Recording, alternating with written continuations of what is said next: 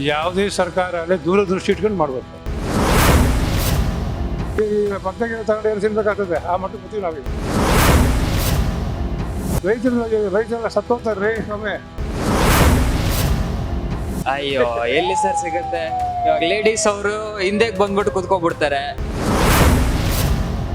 ಈ ಬಿಜೆಪಿ ಇದೆಯಲ್ಲ, ಬಿಜೆಪಿ ನಾನು ಬಹಳ ಧಿಕ್ಕರಿಸ್ತೀನಿ. ಗ್ಯಾರಂಟಿ ಕೊಟ್ಟಿರೋದ್ರಿಂದ ಎಷ್ಟೋ ಬಡವರು ಇವತ್ತು ಜೀವನಾಂಶನ ಸಾಕೊಂಡು ಹೋಗ್ತಾ ಇದ್ದಾರೆ. ಮೆಟ್ರೋ ಬೆಲೆ ಮತ್ತೆ ಜಾಸ್ತಿ ಮಾಡ್ತೀನಿ ಅಂತ ಹೇಳ್ತಾ ಇದ್ದಾರೆ ಸರ್ಕಾರದವರು. ಏನನ್ಸುತ್ತೆ? ಅದು ಒಳ್ಳೇದಲ್ಲ ಸರ್.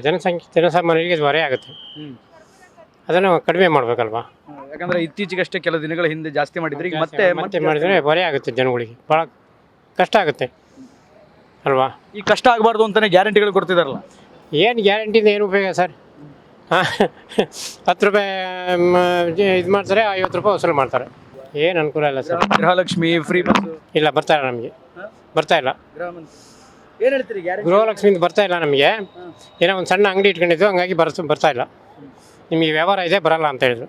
ಫ್ರೀ ಬಸ್ಸಲ್ಲಿ ಬರ್ತಾ ಇದ್ದೀವಿ, ಹೋಗ್ತಾ ಇದ್ದೀವಿ ಅಷ್ಟೇ. ಒಬ್ಬರೇ ಇರೋದು ಹೆಣ್ಮಕ್ಳು. ಏನು ಅವರೇನು ಹೋಗಲ್ಲ, ಅವ್ರು ಡ್ಯೂಟಿಗೆ ಹೋಗ್ತಾರೆ. ಎಲ್ಲ 6 ತಿಂಗಳು ಹೋಗೋ, ವರ್ಷಕ್ಕೆ ಒಂದ್ಸರಿ ಯಾವ್ದಾರು ಊರಿಗೆ ಹೋಗ್ಬೇಕಷ್ಟೇ.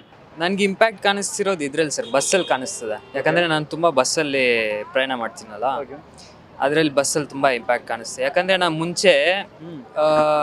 ಮುಂಚೆ ಪ್ರಯಾಣ ಮಾಡ್ತಿದ್ದಾಗ ಇಷ್ಟೊಂದು ಇರಲಿಲ್ಲ. ಅಂದರೆ ಇವಾಗ 1-2 ರೂಪಾಯಿ ಆದ್ರೂ ಕೂಡ ಅದು ತುಂಬ ಇಂಪ್ಯಾಕ್ಟ್ ಕಾಣಿಸ್ತದೆ.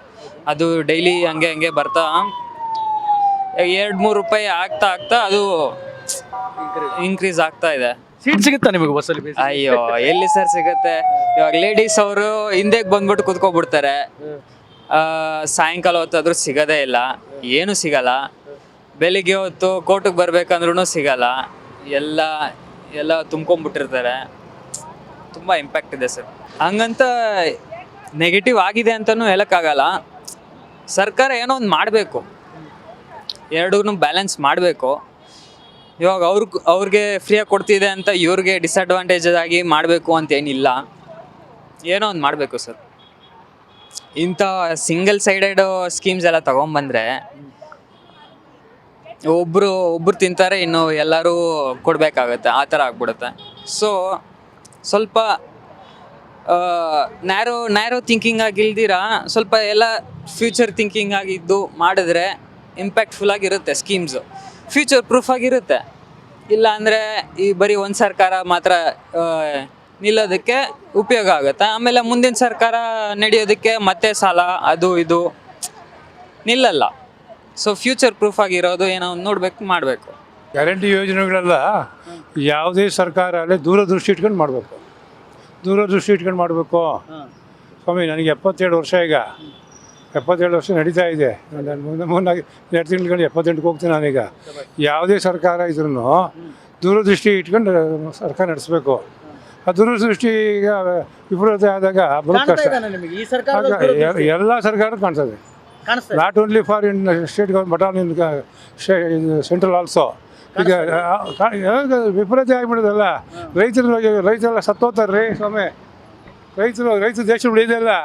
ಈ ಬೆಂಗಳೂರಿಗಿರೋ ನಾವು ನೀವೆಲ್ಲ ಈ ಪಕ್ಕದಾಗಿರೋ ತಗೊಂಡು ಏನು ತಿನ್ಬೇಕಾಗ್ತದೆ ಆ ಮಟ್ಟಕ್ಕೆ ಗೊತ್ತೀವಿ ನಾವೀಗ.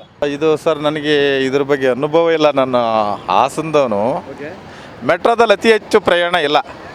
ಹಾಗಾಗಿ ಮೆಟ್ರೋದಲ್ಲಿ ಇಲ್ಲಿ ತನಕ ರೈಟ್ ಜಾಸ್ತಿ ಮಾಡಿರೋದು ಒಂದು ರೀತಿಯೇ ಜನಸಾಮಾನ್ಯರಿಗೆ. ಅದು ಎಂಥವ್ರಿಗೂ ನೋವೇ. ಮೆಟ್ರೋದಲ್ಲಿ ರೈಟ್ ಜಾಸ್ತಿ ಮಾಡಿರೋದು ಜನಸಾಮಾನ್ಯರಿಗೆ ಭಾಳ ತೊಂದರೆ ಆಗಿದೆ. ಕಮ್ಮಿ ಮಾಡಬೇಕು, ಪೂರಾ ಕಮ್ಮಿ ಮಾಡ್ತಂದ್ರು ಜನಸಾಮಾನ್ಯರು ಎಷ್ಟೇ ಜನ ಇತ್ತು ಅಂತಂದ್ರು ಸ್ವಲ್ಪ ಒಂದು ರೀತಿ ಇರ್ತದೆ. ಇದು ಸರ್ಕಾರ ಯಾವ ರೀತಿ ಇದೆ ಅಂತಂದರೆ ಎಲ್ಲ BJP ಕೇಂದ್ರ ಏನಿದೆ, ಕೇಂದ್ರದ ಒಂದು ವೈಫಲ್ಯತೆ ಒಂದು ರೀತಿ. ಕೇಂದ್ರದ ವೈಫಲ್ಯತೆ ಇರೋದ್ರಿಂದ ಈ ಥರ ಇರೋದ್ರಿಂದಲೇ ಸ್ವಲ್ಪ ಜನಸಾಮಾನ್ಯರಿಗೆ ಎಲ್ಲದರಲ್ಲೂ ಹೊಡ್ತಾನೆ. ಏನೇ ಮಾಡಬೇಕು ಅಂತಂದ್ರು ಆ ಹಿಡ್ತ ಸ್ವಲ್ಪ ಕಮ್ಮಿ ಇರಬೇಕು. ಅದು ಒಂದು ರೀತಿ ಆಗಿದೆ ಅಷ್ಟೇ, ಅದು ಬಿಟ್ಟರೆ ಇನ್ನೇನಿಲ್ಲ.